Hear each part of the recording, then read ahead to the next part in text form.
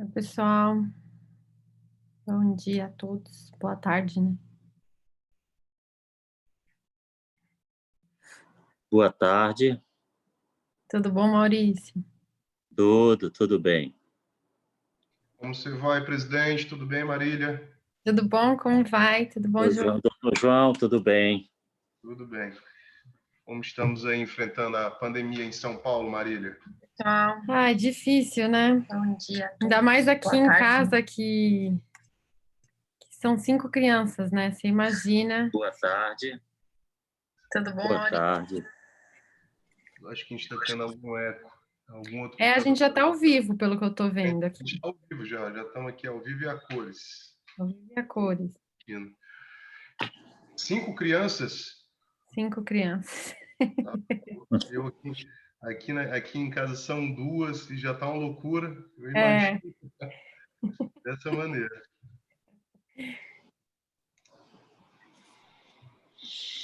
Apareci. Alô? Tudo bom, Bruce? Tá me ouvindo? Estão perguntando aqui se já pode liberar a tela, porque está saindo só a nossa voz no YouTube, né? E acho que vamos parar 5 minutos ou já querem liberar aí, esperar o Bruce entrar? Chegar o horário, né? Que é porque a gente entrou Esperar um o Bren pouquinho. entrar só. A gente que está se antecipando aqui. E aí, Bruce, tudo bem? Boa tarde. Tudo bem? Boa tarde. Tudo bom. Deixa eu só me achar aqui.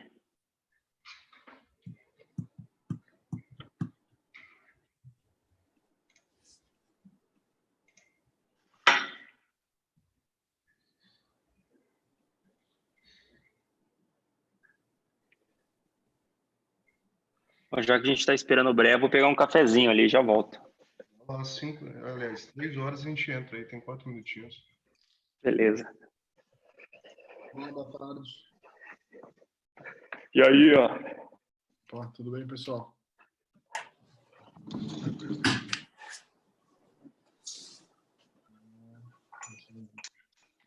Acho que Miyomi aí da Fazenda. Fala, Renato, tudo bem? Opa, tudo bem? Tudo João, bom. tudo bom. Estou te vendo. Acho que o Bruce voltando e o presidente Maurício voltando, a gente já começa.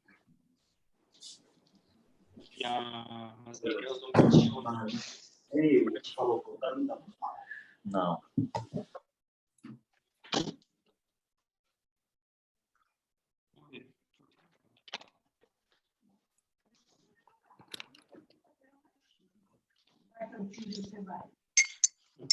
Você não foi, tiro.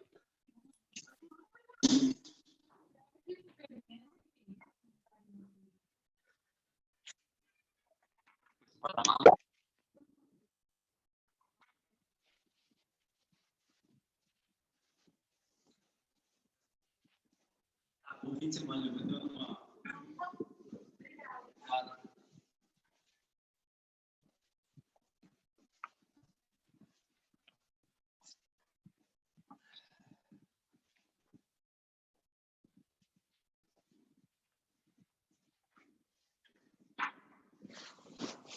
Eu acho que uma das únicas coisas boas dessa pandemia é que as nossas reuniões elas estão conseguindo começar pontualmente sempre, né? Agora,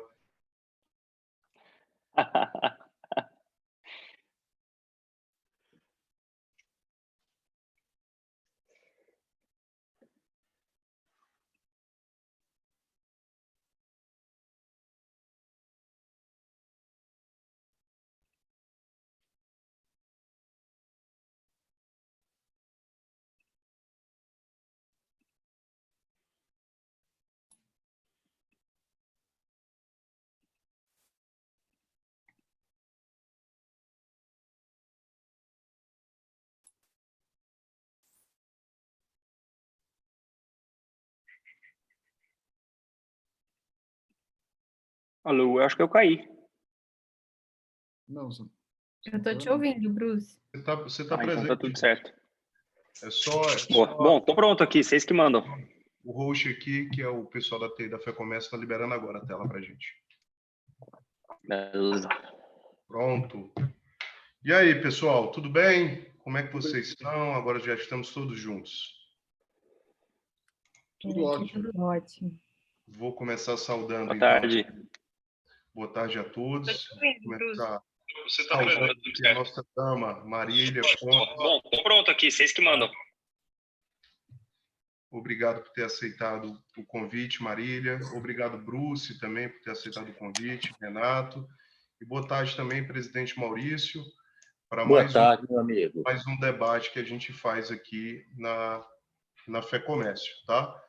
Então, antes de começar tudo, eu formulei algumas perguntas aqui que a gente pode fazer uma dinâmica interessante para o nosso debate, mas eu queria primeiro abrir o espaço para cada um de vocês se apresentar brevemente, principalmente para o Bruce, para o Renato e para a Marília, porque como no canal da FEComércio a gente tem as pessoas que nos assistem agora, mas depois, eventualmente, nossas palestras são assistidas aí por toda a base, né?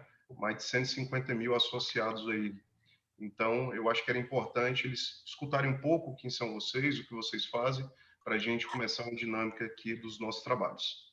Então, Marília, eu passo aí a bola para você e pode ficar à vontade.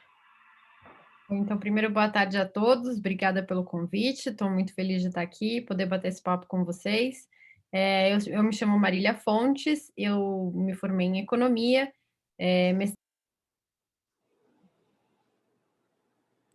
e eu trabalhei durante 15 anos com gestão de renda fixa, moedas, e vários outros ativos em fundos multimercado, tá? Eu comecei no Itaú Asset, depois eu fui para Mauá, e depois eu fui para Condor. E depois dessa fase de gestão, eu passei a trabalhar com research, casas de análise destinadas à pessoa física, né? Até a chegada na Nord. Então, o que eu faço basicamente é fazer recomendações de investimento em renda fixa para a nossa base, para quem não necessariamente conhece renda fixa. Escrevi um livro, né, que chama Renda Fixa Não é Fixa. As pessoas físicas, elas têm esse hábito de achar que renda fixa é um título do Tesouro Direto que você compra e deixa na gaveta até ele vencer.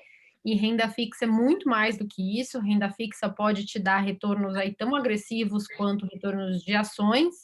E é um pouco disso que eu faço, é um pouco desse trabalho que eu faço na Nord, que é ensinar a pessoa física a investir em renda fixa de uma forma mais rentável. Obrigado, Marília. E aí, Bruce, e você? Qual é a tua especialidade lá na Nord? O que é que você faz lá? Boa tarde, pessoal. Obrigado pelo convite. Eu sou analista de ações. Eu já trabalhei na Bolsa, já trabalhei na Infomoney lá nos primórdios, já trabalhei em fundos, já trabalhei no que a gente chama de sell side, né, que é o da recomendações de investimento. Já fiz investimento, já trabalhei em mesas de operações, já trabalhei em bancos e tudo mais. E um dia eu descobri, assim, caiu na minha vida o evangelho de Warren Buffett de Value Investing, e aí mudou a minha vida. E aí, como um drogado que descobre Jesus, eu descobri o Value Investing e aí virei analista de ações, digamos, para o resto da vida. Eu toco os relatórios que são os dois baseados em Value Investing, um é mais dinâmico, o outro menos dinâmico, mas os dois focam bastante em procurar boas empresas a bons preços para o longo prazo. Isso aí tem experiência em algumas coisas diferentes, né, que ajudam ou atrapalham, digamos assim, o dia a dia, mas é isso aí. Hoje em dia sou analista de ações na Nord. Perfeito, Bruce, obrigado. E Renato, a bola está agora com você.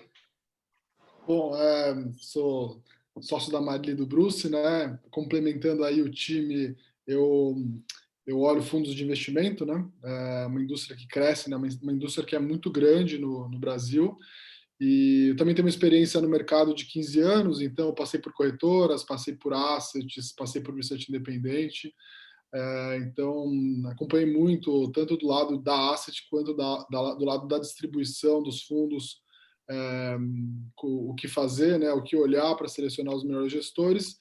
E a gente entende que, tendo analistas, né, que cobrem cada uma classe, e a gente consegue ter especialistas para que, como a Marília disse, né, essa informação de qualidade chegue para a pessoa física que é um arquiteto, um advogado, um engenheiro, né? A gente entende que as pessoas precisam saber cuidar do dinheiro, independente se elas são administradores, ou economistas, ou financistas, né? Todo mundo precisa saber cuidar bem do dinheiro. As informações de qualidade, os produtos de qualidade, antes eles estavam restritos às pessoas que têm muito dinheiro, e hoje, graças às plataformas e maior informação, a gente entende que qualquer investidor com pouco dinheiro consegue ter acesso às melhores recomendações de investimento. Então, um pouco isso que a gente faz lá na Nord, em conjunto, cada um com a sua caixinha, né? Perfeito. Obrigado, Renato. Presidente Maurício, então eu já vou passar aí o comando para você, só fazendo a abertura e dizendo que esse evento para a gente ele é bastante importante, porque a gente vai conseguir, pelo menos penso eu, unir a base, que são aqueles empresários que estão no dia a dia, nas trincheiras, vendo como essa crise de fato está afetando eles, e o presidente Maurício, mais do que ninguém, sabe dessa informação, ele está convivendo e vendo como a crise está afetando toda a classe empresarial aqui no estado do Ceará, e eu acho que vai ser interessante poder escutar também de vocês o entendimento macro também da questão, de como é importante ainda se investir nesse tempo ainda de crise, como tentar perder menos ou até guardar um pouco para poder investir melhor ainda, né? Então, eu acho que esse casamento desse evento de hoje é perfeito. Então, sem mais delongas, presidente Maurício, eu queria primeiro saber do senhor um pouco sobre como essa pandemia, essa crise ocasionada pelo novo coronavírus está afetando o comércio aqui no estado do Ceará e quais são as atitudes que a nossa classe empresarial está tomando ou deve tomar para tentar vencer essa crise que é sem precedentes aí na nossa história. A palavra está com o senhor. Doutor João Rafael, obrigado aqui pelo convite que você me trouxe. Está aqui também compartilhando de um momento especial de poder levar a mensagem do Sistema Fé Comércio aí, eu diria, para o nosso país também, porque aqui o Ceará ele é protagonista de muitas ações que saem aqui do Ceará e acabam também chegando a outras federações do comércio e bem serviços e turismo do nosso país. Parabenizar aí a empresa Nord, em especial a Marília Fontes, ao Bruce Barbosa e ao Renato Breia, que estão aí compondo esse time, que eu acho que é um time importante num processo aqui de um diálogo aberto que trará, com certeza, conhecimento. E quando a gente traz conhecimento, que a gente junta com a nossa sabedoria, eu acho que o resultado é bem diferenciado. Mas me apresentar aqui um pouquinho para vocês, eu sou farmacêutico de profissão, com especialização em indústria, fiz pós-graduação em gestão de varejo, e tenho uma área de atuação empresarial já de 33 anos. Tenho empresas do varejo farmacêutico, é uma rede de farmácias, e tenho uma distribuidora da linha hospitalar também, de venda a governo, tanto o governo dos estados quanto também dos municípios. Então, essa é a minha atuação, é o que eu gosto de fazer no dia a dia, também compartilhando com a representatividade. Bem, mas na área empresarial estou, inclusive aqui na empresa, como um setor essencial, estou aqui a cada dia vindo trabalhar com os nossos colaboradores, também dando a minha contribuição à saúde pública do nosso estado, do nosso país. Aqui a gente está... Você me fez uma pergunta bem interessante, João Rafael, que é relacionado aqui o que afetou o comércio no estado do Ceará e quais as atitudes da classe empresarial que a gente precisa ter para poder passar por esse momento, né? Para que eu possa responder, é necessário que eu possa também falar um pouquinho do cenário atual. O que é que nós temos? Ou seja, eu estou à frente de um sistema que é a Federação do Comércio do Estado do Ceará, que nós temos aí 34 sindicatos filiados do setor de comércio, de bens, serviços e turismo. Ou seja, quando se pensa nessas áreas, a representatividade em cada estado é das federações do comércio de bens, serviços e turismo.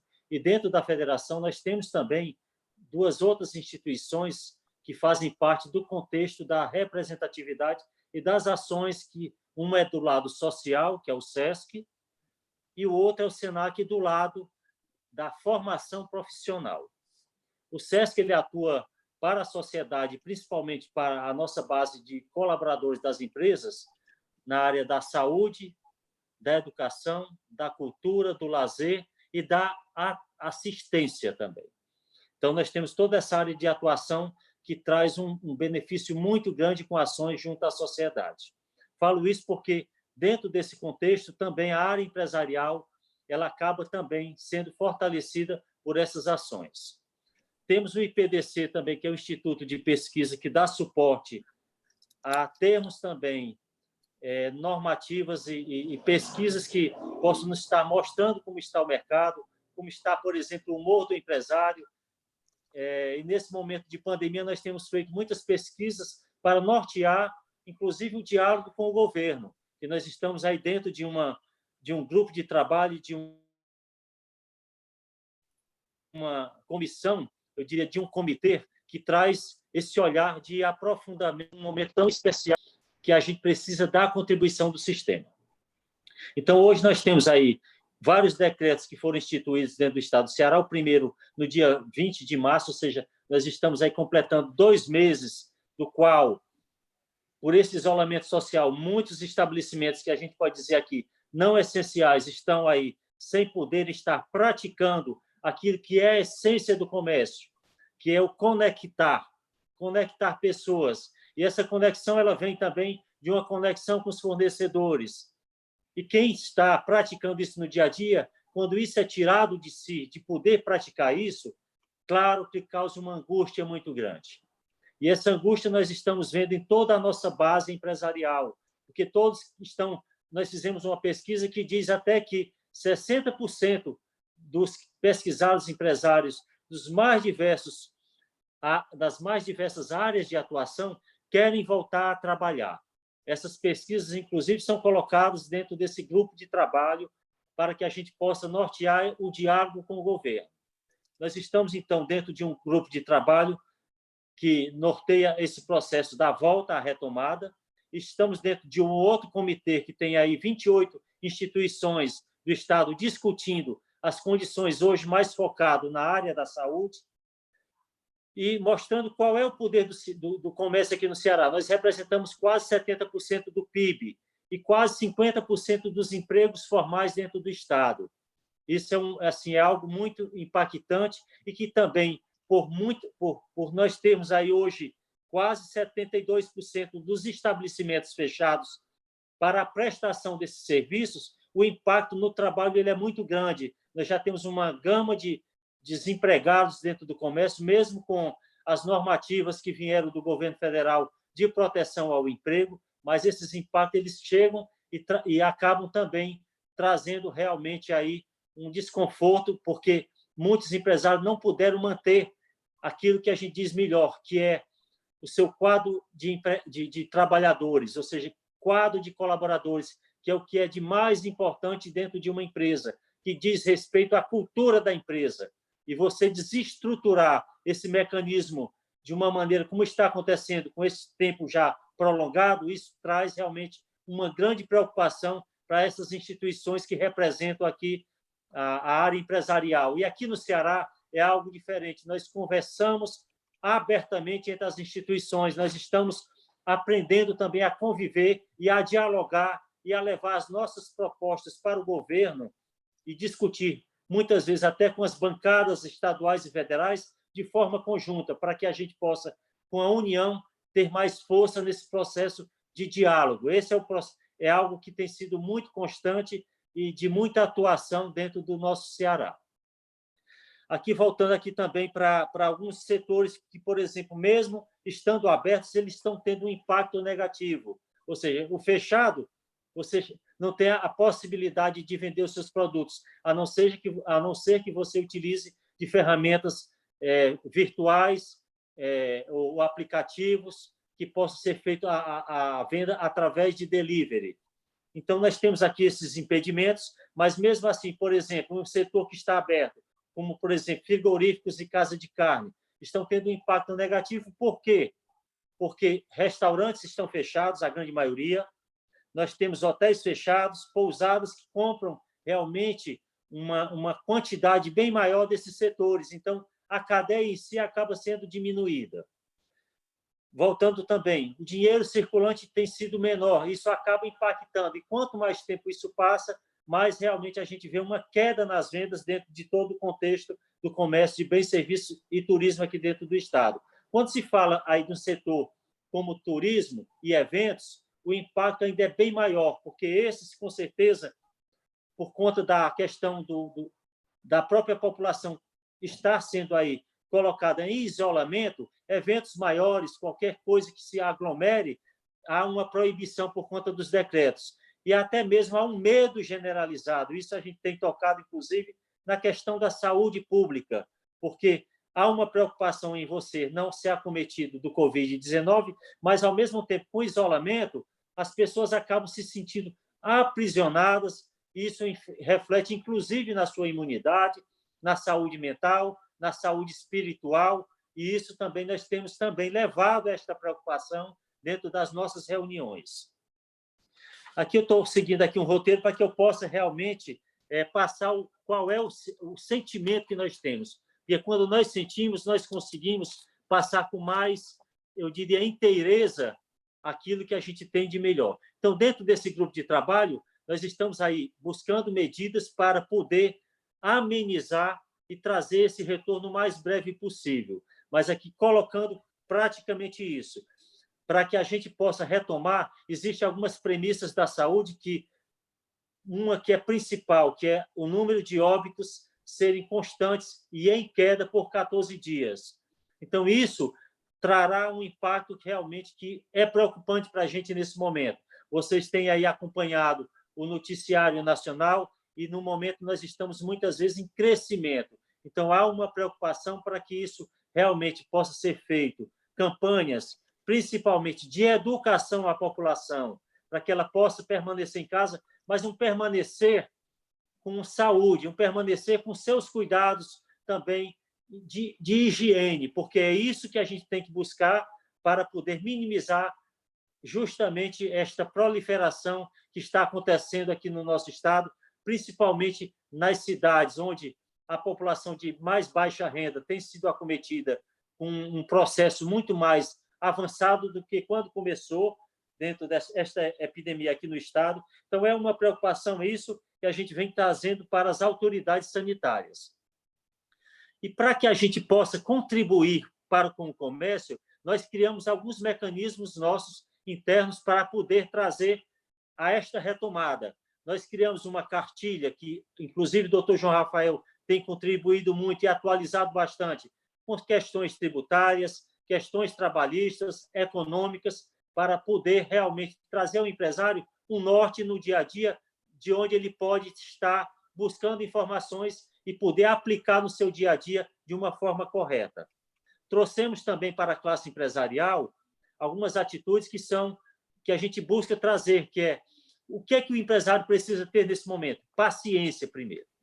Informação correta, para que ele possa, com base nessas informações, poder ter tomadas de decisões que sejam assertivas. Para essas tomadas de decisões, nós estamos trazendo alguns aplicativos, eu diria, entrando mais nessa parte digital, onde nós criamos contas digitais através do nosso Banco Fercomércio, que é uma ferramenta ligada a uma plataforma também que tem aí alguns bancos, algumas instituições bancárias por trás, uma gama de serviços que podem chegar e vão chegar aos empresários e também chegar à classe trabalhadora, onde dentro dessa plataforma nós temos aí a conta digital, folha de pagamento, o próprio empresário pode fazer os seus pagamentos, cartão digital, pré e pós-pago, recargas diversas, compras de passagens, seguros. Estou aqui colocando até como ferramentas que nós estamos disponibilizando para os empresários no momento que sejam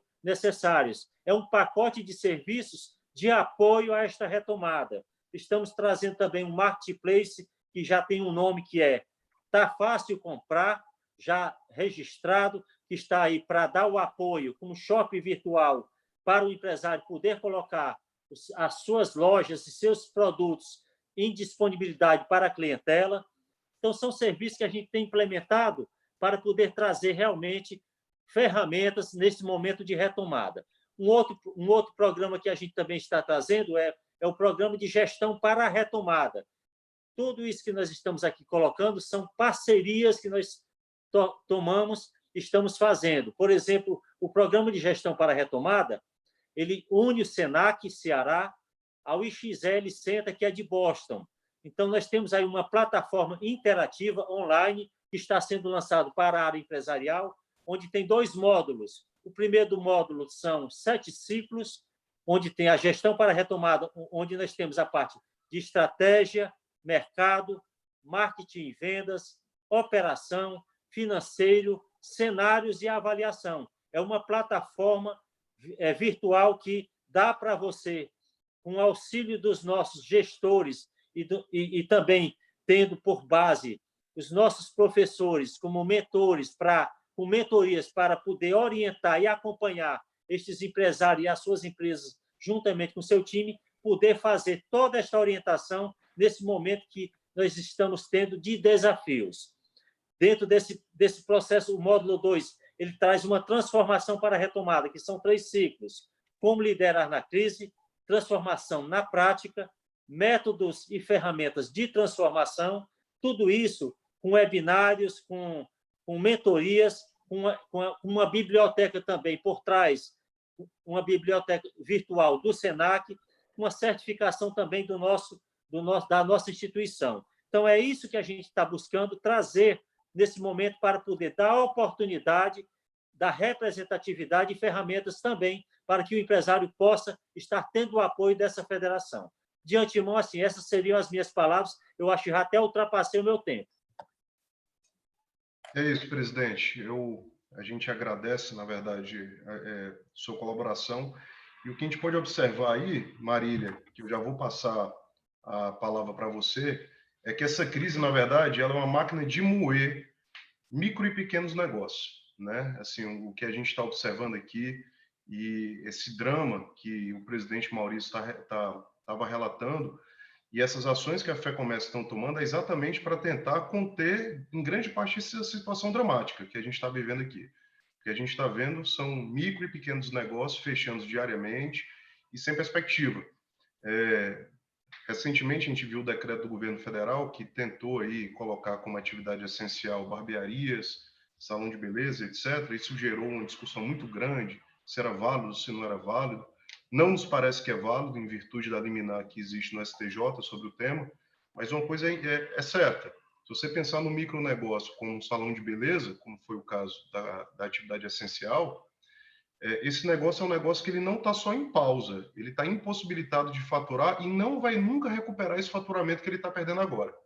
Porque ninguém, no dia abrindo o comércio, vai para o cabeleireiro e vai cortar o cabelo 3, 4 vezes no mês. Então, esse dinheiro foi um dinheiro que se perdeu na economia, né?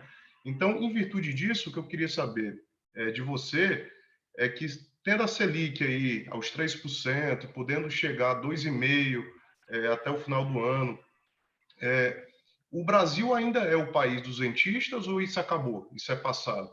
E o mais importante, com essa Selic tão baixa, vai chegar dinheiro mais barato para o setor produtivo ou você acha que isso não vai acontecer? Está aí jogada aí a sua pauta.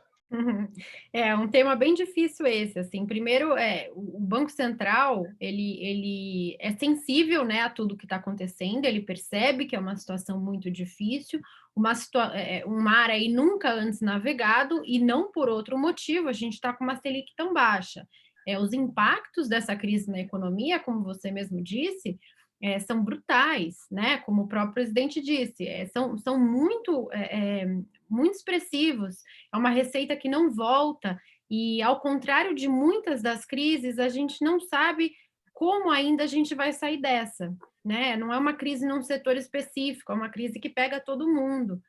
Tem setores que são menos prejudicados, por exemplo, setores de vendas online estão parecendo que estão melhores agora, mas tem outros setores, principalmente de serviços como esse que você citou, que são extremamente impactados. Então, a ideia do Banco Central com a queda da Selic é exatamente tentar, da forma dele, promover liquidez no sistema para alguma dessas empresas conseguir qualidade, um aspecto melhor de empréstimo, financiamento, enfim. Mas o que a gente anda vendo é que, de fato, essa queda da Selic não está indo para o consumidor final, nem para as grandes empresas, nem para e principalmente, né, para as pequenas e médias. As grandes empresas ainda têm algumas alternativas, como o mercado de capitais. Então, você ainda tem algumas novas emissões de ações, você ainda tem algumas novas emissões de dívida. Mas aumento de empréstimo para pequena e média empresa é muito difícil.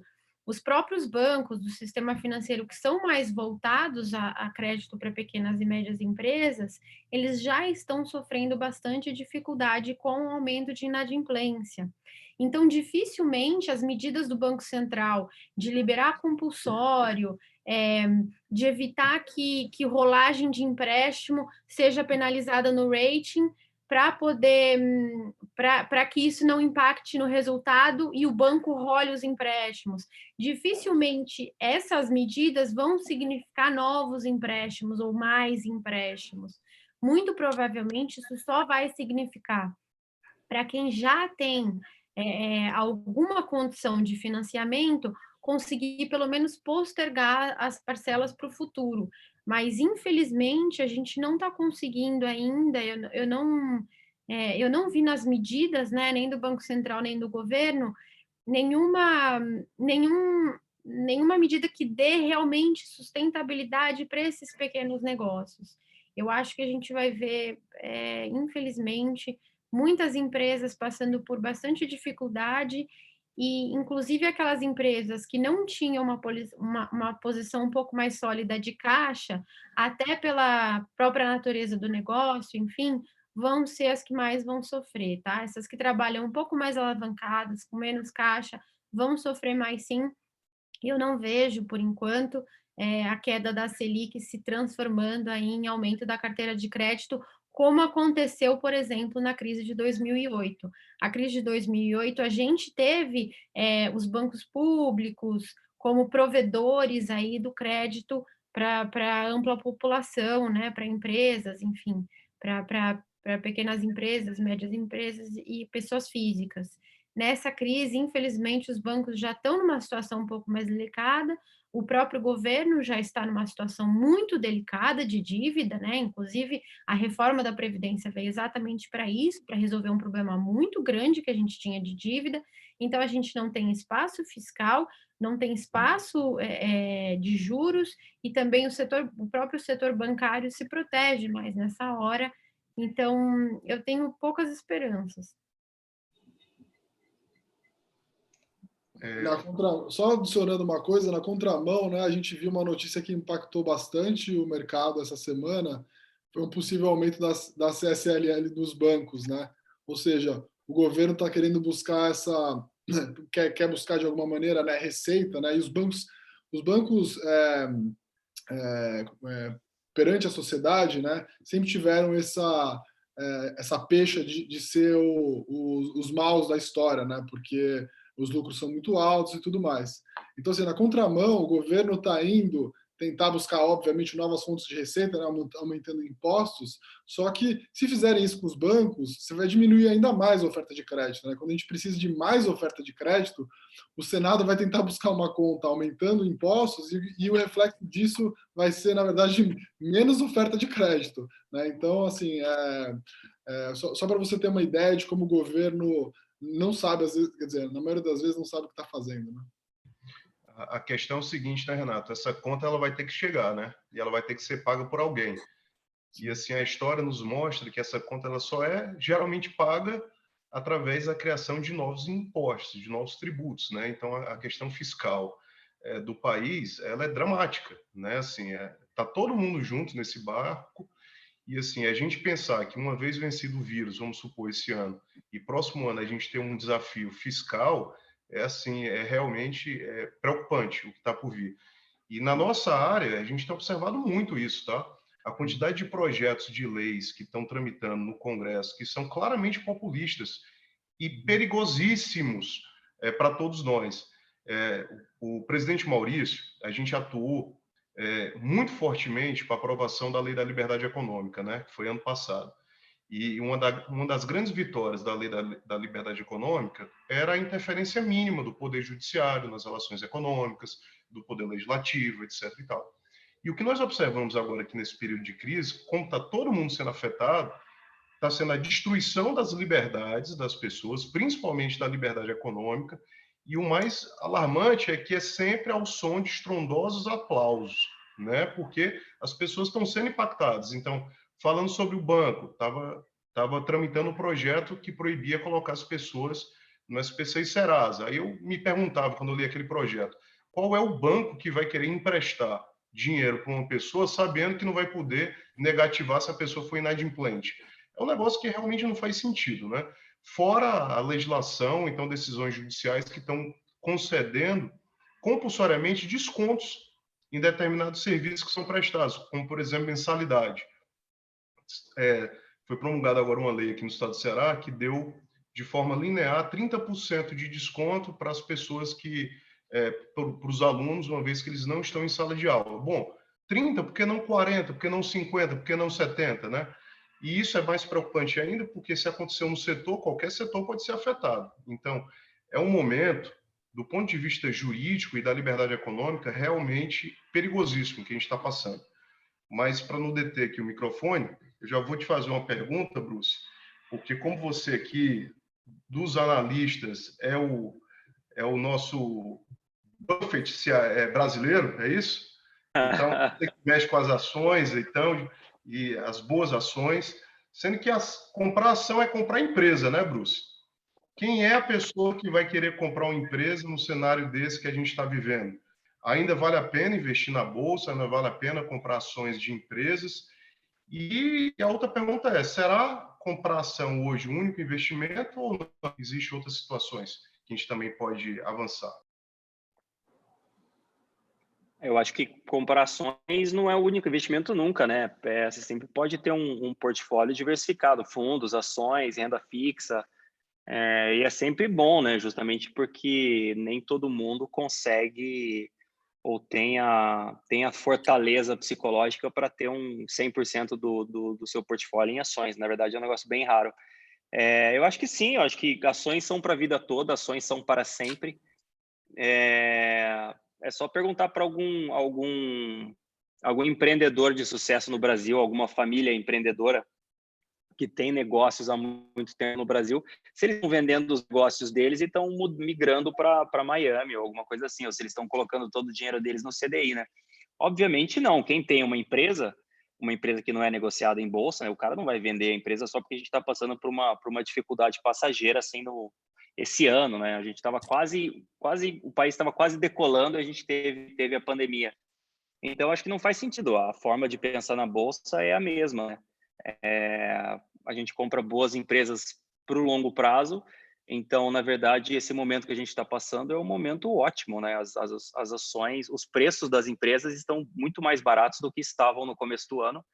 Então, sim, as empresas vão ser impactadas pela pandemia, sim, as empresas vão ser impactadas de várias formas, tanto pela quarentena quanto pela economia mais impactada e tudo mais, mas o preço já reflete muito mais, ou já reflete a queda e muito mais, né? Se você for precificar o quanto que 2 trimestres ou até um ano de resultados ruins, qual a diferença desses resultados no valor de uma empresa no longo prazo, esse impacto é minúsculo, né? Coisa de 10%, talvez até menos. Então, para o investidor de longo prazo, essa é uma ótima oportunidade de comprar boas ações a bons preços, só que você tem que passar pela dificuldade de curto prazo, né? Pelo noticiário ruim. Então, é por isso que a gente fala bastante que bolsa é psicológico, né? Muita gente, quando entra na bolsa, acha que não, bolsa é fazer conta, é achar preço-alvo, entender muito de empresas, entender como se analisa as empresas. Na verdade, essa é a parte mais fácil, né? Qualquer um que sabe analisar como uma padaria ganha dinheiro consegue analisar qualquer empresa da bolsa. É tão simples quanto isso. É só você ter o tempo de entrar lá e começar a avaliar as empresas. O mais difícil da bolsa é ter a fortaleza psicológica para passar por momentos como esse, e principalmente comprar ações em momentos como esse, porque é comprando agora que você ganha dinheiro. E foi assim que o Buffett ficou rico do jeito que ficou, fazendo esse tipo de coisa nas últimas décadas, né? O que parece realmente é que existe uma oportunidade no horizonte, apesar desse horizonte ser um pouco ainda imprevisível, né? Essa é a grande Mas verdade. é sempre imprevisível, né? Parecia mais previsível quando a bolsa estava subindo e a economia estava começando a andar e tal, mas na verdade a gente tinha os mesmos riscos, né? O Bill Gates já falava há alguns anos que a gente teria uma pandemia mundial que impactaria todos os países e tudo mais. Então, assim, não é um negócio assim que não foi previsto. Muita gente já via isso acontecendo. A gente teve pandemias na Ásia nos últimos anos que não vieram para o Ocidente, né? Então, para a gente é uma novidade. Para a Ásia não é. Para a Ásia já é, sei lá, a terceira ou a quarta pandemia que eles passam. Agora a gente tem também o problema político, né? A gente também já passou por esse problema político outro dia, né? Em 2015, 2016, a gente estava passando mais ou menos pela mesma coisa.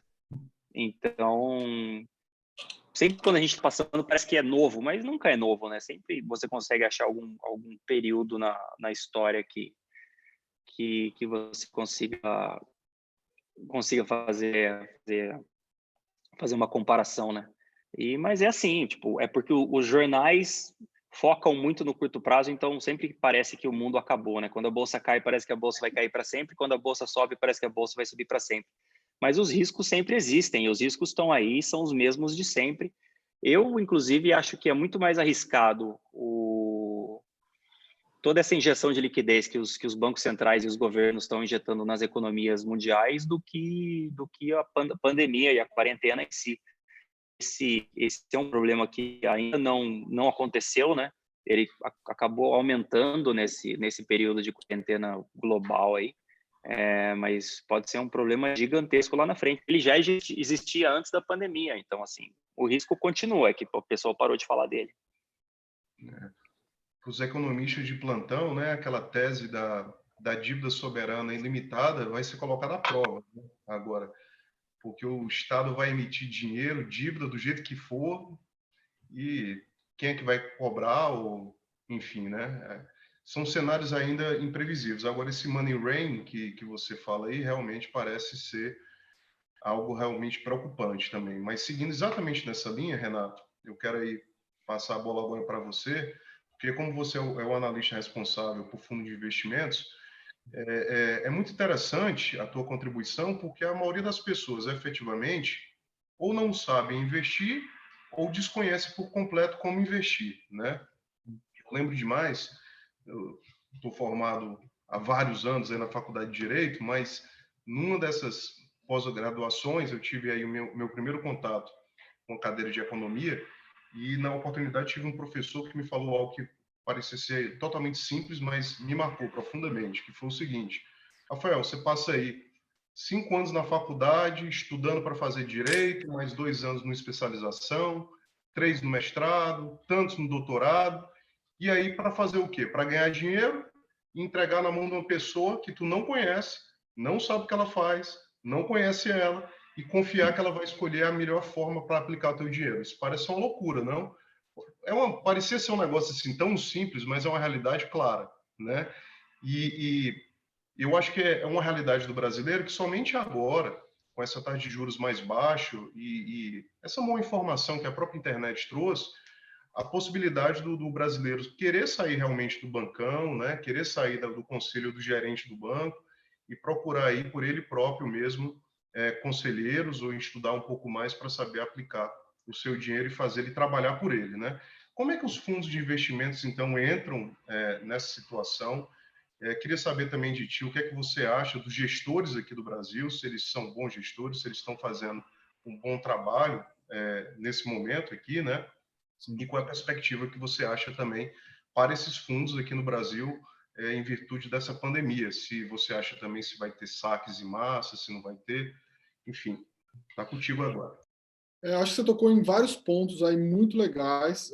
O primeiro ponto é que, assim, dificilmente na escola a gente aprende sobre investimentos, né? Então, as pessoas começam a estudar, a lidar com investimentos, muito provavelmente quando elas já terminaram a faculdade, já estão no primeiro ou segundo trabalho, e aí começo a aprender dali para frente. Então, foi todo esse tempo perdido de aprendizado. Podia não ter dinheiro ainda para investir, mas poderia ser um bom tempo de aprendizado, né?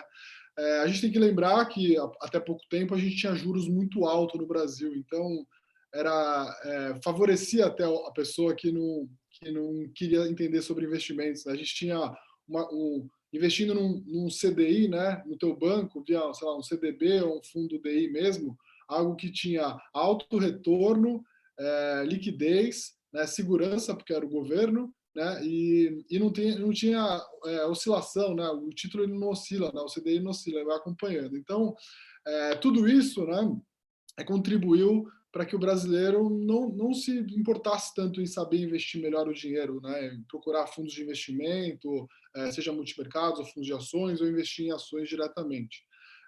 O Bruce até tocou aí num ponto, né? A bolsa de valores, ela parece um cassino, né? Para algumas pessoas, parece um negócio de jogo e tal. Mas na verdade ela te dá a possibilidade de você ser um empresário, né?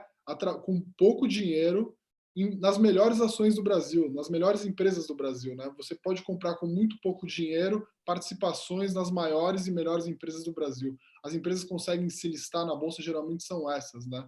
Então, a gente entende investimento muito assim. Então, a ideia da Nord realmente é tentar oferecer esse tipo de acesso a essa informação. Você comentou, né, o juro baixo, né, 3%, coisa que a gente nunca viu, nunca nem imaginou. Se você me perguntasse há 15 anos atrás se a gente teria juros a 7, 8%, eu duvidaria, né, a 3, indo para 2 eventualmente, é uma coisa que eu apostaria alto que nunca aconteceria no Brasil. A Marília, que acompanha também renda fixa há muito mais tempo que eu, também aposto que ela apostaria junto comigo, né? Então, assim, acho que o juro muito baixo vai ser um professor para os brasileiros. Eles vão precisar saber investir melhor o dinheiro, né? Não dá para deixar o dinheiro só no banco, você precisa procurar.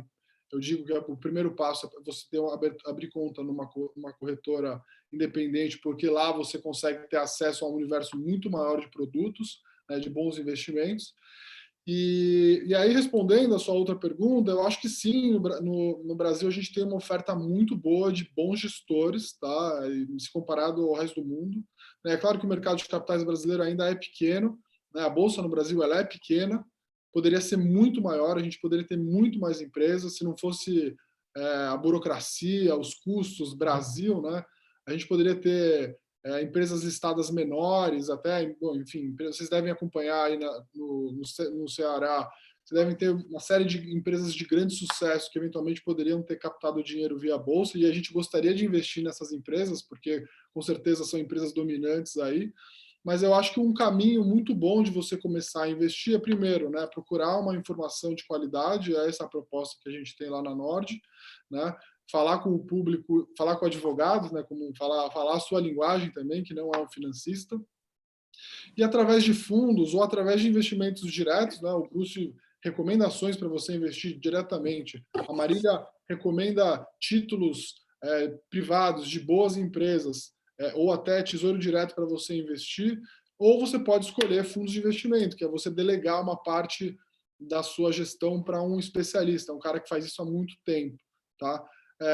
E aí, só para finalizar, então, eu acho que um ponto que você tocou, que eu acho que é bem importante, ninguém vai tomar conta melhor do seu dinheiro do que você, né? Só você sabe os seus objetivos, a sua disponibilidade para tomar risco, e mesmo que você não vai fazer isso 100%, se você não tiver uma informação de qualidade, você nunca vai saber questionar quem está do outro lado da mesa, né? Então, o que a gente tenta, de alguma maneira, na Norte também, empoderar, né? Essa palavra está na moda, mas assim, empoderar as pessoas de informação técnica suficiente para que ele possa falar de igual para igual com o seu gerente, o seu assessor de investimento e assim por diante. Então, acho que é mais ou menos por aí o que a gente pensa lá na Nord.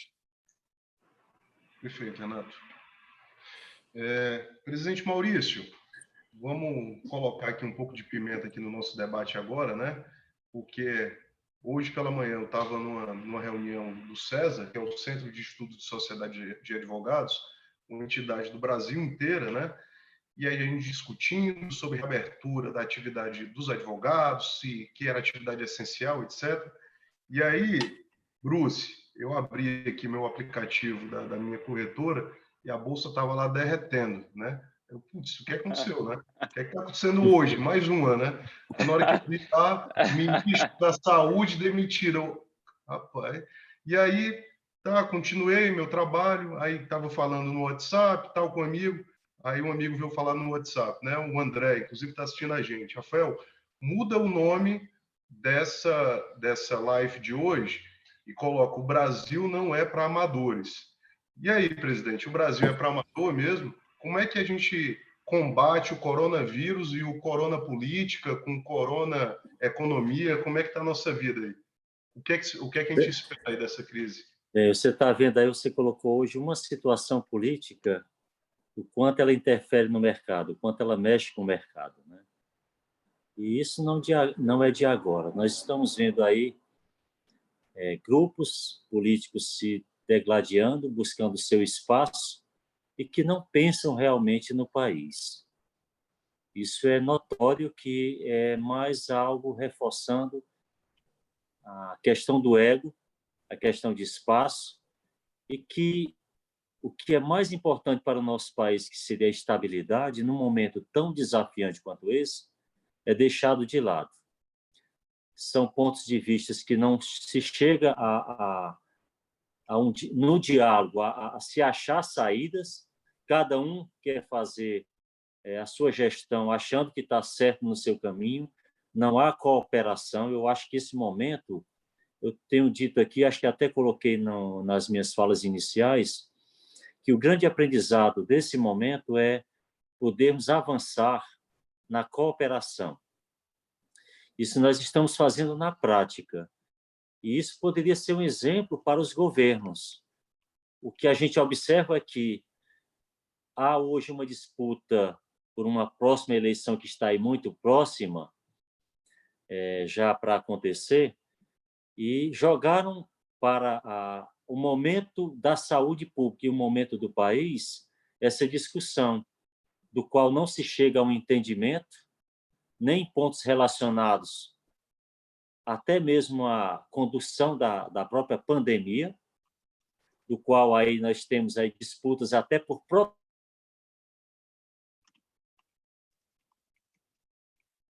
Não deveria haver, por parte mesmo do próprio presidente, essa entrada nesta linha, e falta preparo, principalmente, eu diria, dos nossos líderes, para pensar mais em termos de nação, ao invés de estar olhando para uma campanha que ainda vai acontecer daqui a 2 anos, cada um buscando o seu espaço. Eu acho que esse momento de distanciamento ele deveria ter sido mais bem aproveitado. Mais bem aproveitado, eu acho que, primeiramente, num mergulho interior, para que a gente tivesse tido a oportunidade de ter esse olhar, porque não é todo dia que se para o país por 2 meses, como nós estamos tendo aí. E só em ter essa parada poderia haver muita transformação pessoal, porque qualquer transformação que possa ir para o coletivo, ela começa individualmente. Ela não começa... e aí vão se somando, cada um fazendo o seu dever de casa interior. E o que nós estamos tendo aí é uma disputa que está reforçando muito o ego, e reforçando um ego que acho que acaba sendo coletivo. E não é muito bom. Não é bom para o nosso país, não é bom para o nosso planeta. Eu acho que deveria haver mais amadurecimento.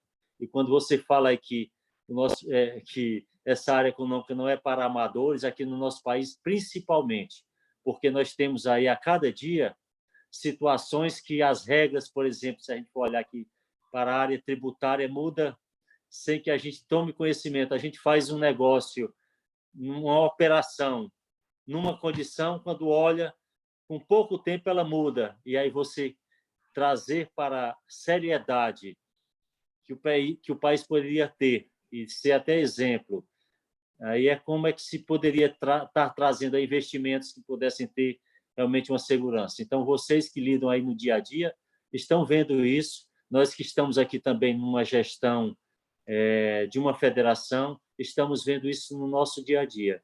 Então, é muito preocupante quando os nossos gestores eles deixam de olhar para o coletivo realmente com responsabilidade e passam a olhar muitas vezes para um momento, assim, para algo muito momentâneo, ao invés de ter uma amplitude maior de construção através da cooperação. Então, eu coloco isso para a gente refletir até que ponto a gente está contribuindo, até que ponto as instituições estão contribuindo. Porque o diálogo, eu digo sempre, a gente consegue resolver muita coisa no diálogo, mas é dar a oportunidade até do contraponto. Ninguém é dono da verdade, porque quando você está num processo de até abordar um tema, existem vários pontos de vista dependendo de quem esteja abordando. Até o seu ponto de vista, dependendo do ângulo que você se desloca para aquela discussão, você pode ver de outra maneira. E isso é crescimento. Eu acho que ainda falta muito crescimento individual para que a gente possa avançar no coletivo no nosso país. As suas ponderações, presidente, na minha visão, são perfeitas e elas refletem com clareza o momento que a gente está vivendo, porque parece que a gente tem dois times jogando contra aqui. Um time Sim. que é a reabertura da economia e o outro time que fala, vamos todo mundo ficar em casa. Quando, na verdade, é o mesmo time, está todo mundo no mesmo barco.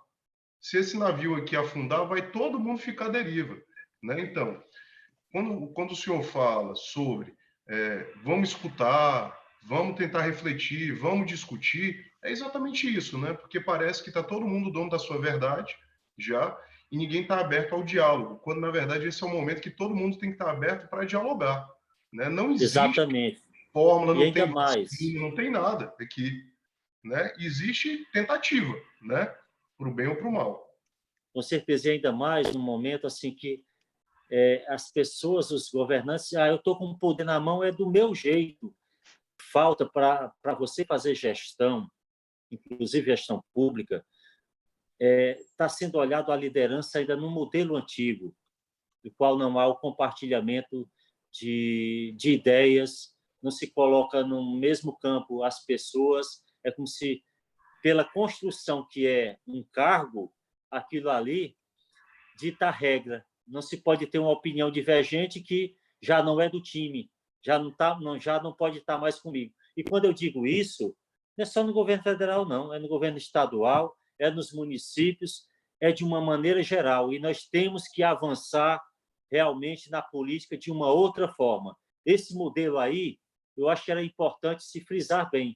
Ele já não cabe mais no nosso país. Ele tem que realmente ser dado um novo direcionamento. E é de diálogo, é conversando, é colocando na mesa os problemas, é trazendo para o campo esses problemas e discutindo as saídas. Que, assim, acho que só um lado está certo e não é assim que se constrói. Perfeito. Marília, e aí, em virtude de tudo isso, o dólar vai chegar até quanto? Arrisca um chute aí ou não? Do jeito nenhum. O dólar ele é simplesmente a variável mais difícil, né, de você tentar prever. Mas, assim, fundamentalmente, é esperado, assim, um país que, como vocês mesmos falaram, tem tantas dificuldades, tem baixo investimento em educação, baixa produtividade, tem o custo Brasil, né, que a gente comentou muito aqui, quebra de contratos. Um país que tem tudo isso não pode ter um câmbio de R$ 2 por dólar, entende? Não faz sentido.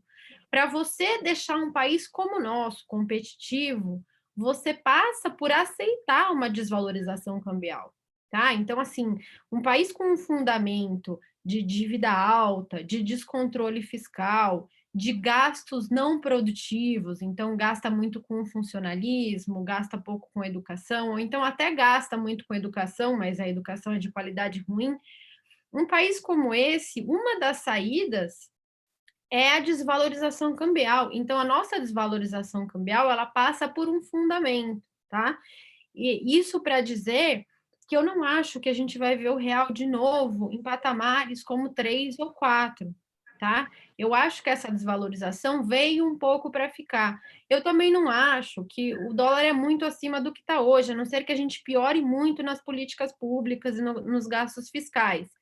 Porque, por outro lado, um câmbio de 6, 6,5 começa a chamar muito fluxo aqui para dentro, tá? Fluxo comercial, fluxo de investimentos, enfim. A gente também é um país aí com as suas vantagens, commodities, enfim. Então, assim, eu acho que essa desvalorização que a gente teve faz parte do fundamento, é uma das formas da gente se tornar mais competitivo, é desejado, e inclusive é um mecanismo de transmissão da política monetária. Uma das coisas que a queda da Selic tenta fazer é exatamente desvalorizar o câmbio para que seu país se torne mais competitivo e, portanto, saia do atoleiro. Então, muita gente fica perguntando, ah, e esse dólar, como é que vai ser?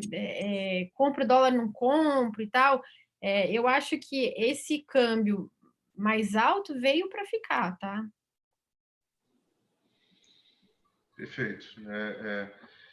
O que realmente é assustador, né? Pensar que a gente estava aí há pouco tempo atrás, há um Doutor João, outra pouco para estar 6 e reunião agora às 4, o Conselho Nacional da Confederação Nacional do Comércio. Nós temos uma votação agora a acontecer e eu tenho que entrar no horário cumprindo com as minhas obrigações. Eu queria aqui agradecer ter sido chamado para esta participação. Aprendi bastante com vocês, sou grato e numa outra oportunidade eu com certeza passarei mais tempo. Viu? Muito obrigado a vocês. Me despeço agora para poder cumprir uma outra obrigação. Perfeito, presidente Maurício. A gente que agradece, já estava na programação. Um grande abraço.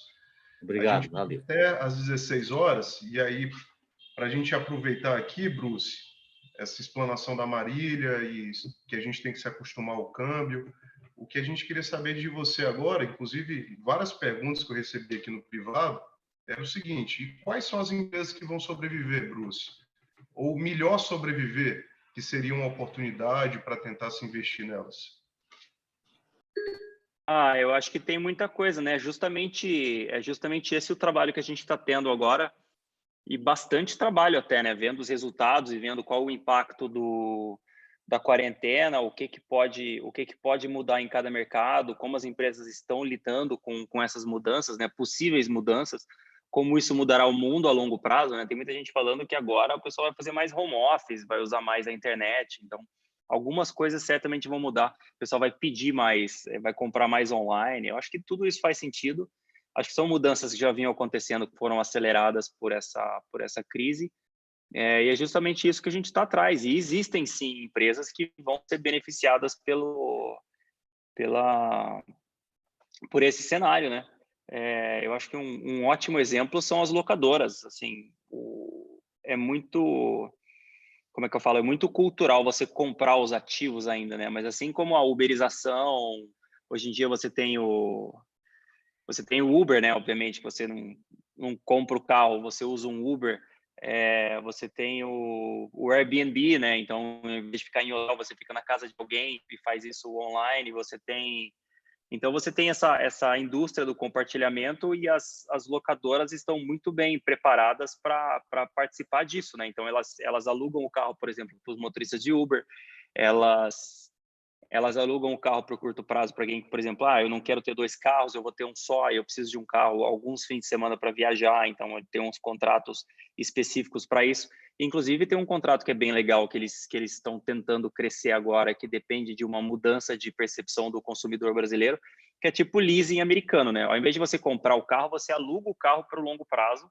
Então, você fala para a locadora qual carro você quer, né? Eu quero, sei lá, uma Tiguan preta, com um ar-condicionado, sei lá, fala todas as especificações, a locadora compra o carro para você e você, ao invés de pagar o carro, como é que eu falo, na bucha, né, de você pagar o carro à vista ou financiado, você aluga o carro, né, você paga o carro em várias parcelinhas mensais, que é parecido com o que os americanos chamam de leasing, né, e no final vale bastante a pena, tanto para a locadora quanto para a pessoa que compra, se você fizer conta.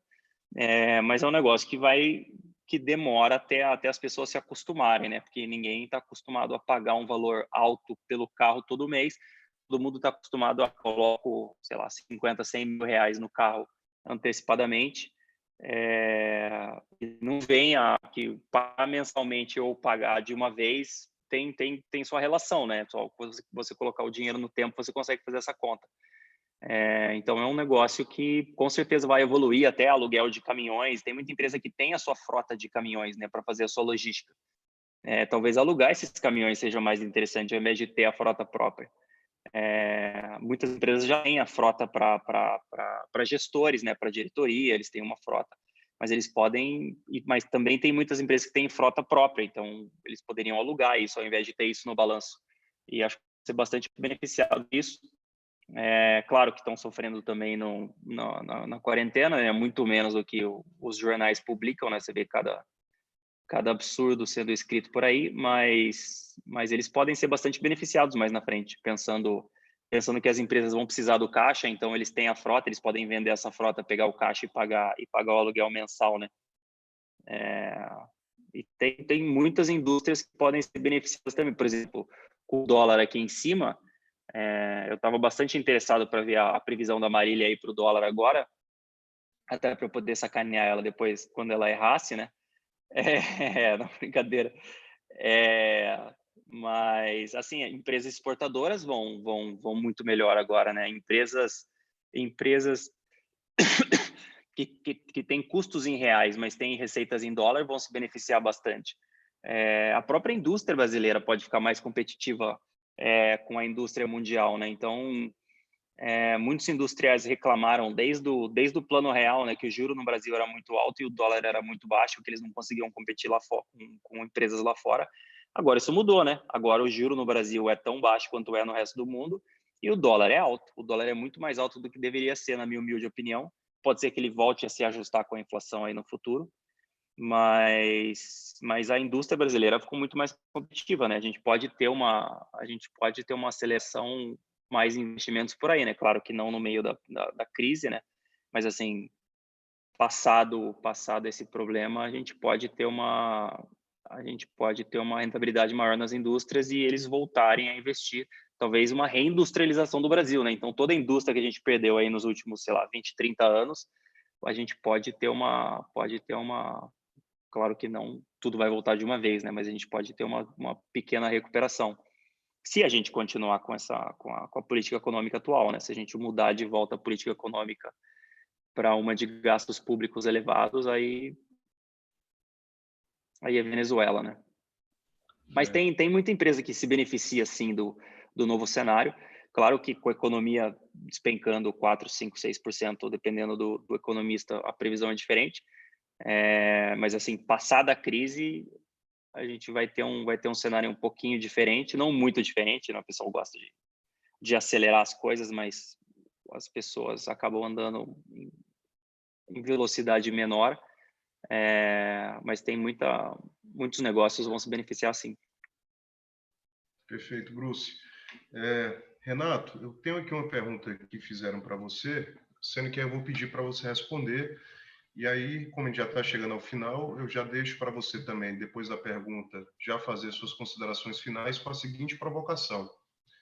O que você acha que vai ser do mundo pós-crise? As empresas serão as mesmas? A maneira como a gente vai se relacionar vai ser da mesma forma? E, desse jeito, tudo que a gente está vivendo hoje, se realmente veio para mudar, se essa vai ser a nossa nova realidade, a maneira como a gente conversa, ou não? Ou você acha que a gente vai voltar em breve prazo ao que era antes? A pergunta e essas taxas de administração dos fundos de investimento não vão baixar nem agora na crise? A bola aí está com você, então. Sim, é uma ótima pergunta também. Na verdade, essa era uma crítica minha, principalmente aos fundos de crédito privado, ao longo do ano passado, né? Então, a gente via que para você investir num produto que basicamente compra títulos atrelados ao CDI com um spread, as taxas que eram antigamente praticadas não fechariam a conta, então essa foi uma crítica que a gente fez lá atrás. Para fundos multimercados de baixa volatilidade também você vai ter que ter uma mudança aí nas taxas, né? E para fundos de ações eu acho que não haveria tanto problema, tá? Mas assim, basicamente hoje os fundos multimercados que cobram 2,20, né? Você tem aqueles fundos que têm a possibilidade, tem orçamento de risco para entregar um bom retorno e por isso 2,20, 2% de taxa de administração e 20% de taxa de performance ainda é razoável pagar, mas certamente essa indústria também vai ter que passar por uma reformulação, né? E então, assim como com todas as indústrias, né, a gente vai ter que se readaptar a esse novo cenário, a gente vai mudar, claro, a maneira de conviver, as empresas vão ter que se reinventar. A gente viu numa empresa, não sei, não consigo dizer se é centenária mesmo, mas é uma empresa que todo mundo deve conhecer há muito tempo, que é a Via Varejo, que tem Casas Bahia, Ponto Frio, né? Uma empresa basicamente de varejo físico, uma empresa que sofre muito com a crise, né? E que estava num processo de reestruturação um pouco antes da crise acontecer, e hoje o e-commerce conseguiu suprir, né, no primeiro trimestre quase todo as não vendas no varejo físico. Então, isso mostra os reflexos, né, dessa nova realidade. As empresas vão ter que ficar cada vez mais online, né? E eu acho que assim o que me deixa de alguma maneira mais confortável quando a gente olha as empresas listadas na bolsa, né, é que essas empresas elas são mais capitalizadas, elas são líderes de mercado, elas têm até alguma dominância no setor onde atua e tudo mais. E infelizmente essas são as empresas que vão sobreviver, né? Assim, felizmente para quem é investidor de bolsa, mas a gente sabe que a realidade do brasileiro são os pequenos e médios negócios, né, como vocês disseram aí. Então, acho que sim, o mercado de fundos de investimento vai ter que passar por uma reestruturação, assim como todos os outros setores da indústria, né? Eu queria agradecer, então, finalizar aqui a minha fala, agradecer pelo convite e ficar à disposição para uma próxima oportunidade. Um abraço aí, pessoal. Valeu, Renato. E aí, Bruce? O mundo vai mudar mesmo? O mundo já mudou? Ou a gente volta para a normalidade algum dia? Qual a tua opinião? Eu acho que o mundo está mudando. Deu uma aceleradinha, mas já era digamos, uma dinâmica de mudança que já estava vindo, né? Só deu uma acelerada. Muita gente que nunca tinha comprado produtos online, provavelmente compraram agora na pandemia, né? Muita gente que nunca tinha feito uma reunião, uma live, que nem a gente está fazendo hoje pelo Zoom, hoje em dia provavelmente já fizeram, né? Então, muitas dessas barreiras caíram. Para a produtividade do trabalhador mundial é muito bom, né? Mas acho que nenhuma mudança estrutural, foi só uma aceleração de um movimento que já vinha acontecendo. Você falou um negócio interessante, Bruce, que essa aceleração foi exatamente isso que a gente observou na advocacia e com o Poder Judiciário. Desde 2018, né, o processo judicial eletrônico já tinha sido finalizado praticamente no Brasil inteiro. Porém, ainda existiam algumas dificuldades, né? Ainda não existia uma produtividade muito alta e, por causa disso, as pessoas foram forçadas a literalmente mexer no sistema, conhecer o sistema, trabalhar no sistema. E o que a gente observou? A produtividade aumentou consideravelmente nesse período que a gente está passando. Então, pelo menos do ponto de vista do Poder Judiciário, da advocacia, me parece que essa é uma realidade sem volta, né? Semana passada, a gente fez uma sustentação oral no Tribunal de Justiça do Amazonas, outro teve São Paulo, outro vai no Maranhão, coisa que a gente tinha que se deslocar antigamente, né? Pegar um avião, perder tempo, contratar hotel, Uber, táxi para fazer. E isso a gente resolveu em 15 minutos agora da tela do seu computador, né? Então, é um novo desafio, vai facilitar a vida de muita gente, mas, por outro lado, eu acho que parece ser inegável que muita gente vai perder também, né? A gente ainda não sabe também como é que vai ser o setor hoteleiro, nem de aviação, por causa disso. Mas, Marília, e para suas considerações finais, o que a gente pode esperar nesse mundo aí pós-pandemia, pós-crise? Como é que vai ficar os nossos investimentos? Eu acho que uma coisa que todo mundo já percebeu que a gente precisa ter uma reserva de emergência, né? Independente da gente fazer bons investimentos, ter uma carteira de bolsa, ter uma carteira de fundos e de vários outros ativos, a gente nunca sabe quando uma crise vem, a gente nunca sabe quando a gente pode ser demitido, ou quando a nossa empresa pode passar por uma dificuldade. Então, tanto se você é um investidor, quanto se você é uma empresa, ter, no caso da empresa, uma política de caixa com folga é muito importante, e na pessoa física, ter uma reserva de emergência para períodos como esse é muito importante. Ambas vão te dar tranquilidade para, num momento difícil, você tomar a decisão que você tem que tomar, e não tomar decisões no estômago, como a pessoa física poderia zerar, de repente, uma carteira de boas ações num preço ruim, só porque precisa do dinheiro. A empresa, por exemplo, poderia não conseguir comprar um competidor ou fazer uma fusão num momento importante como esse, consolidar o setor. Então, eu acho que a gente sempre fala isso, né? Mas o brasileiro, ele é pouco prudente. Até porque o juro era muito alto, ele costumava a gastar mais e não se preocupar tanto com o amanhã, né? Mas agora esse amanhã está cobrando um preço alto, e eu acho que a gente vai passar por essa, sendo uma população que, como um todo, vai passar a poupar mais. Eu não tenho dúvida de que a nossa taxa de poupança vai aumentar. Se tem uma coisa boa na adversidade é que ela deixa lições, né? E eu acho que talvez a maior lição que vai ficar para a pessoa física como para a empresa é isso que você falou, né, Marília? Preserve seu caixa, sempre, né? Tenha um caixa, consiga tomar decisões de cabeça fria e com tranquilidade.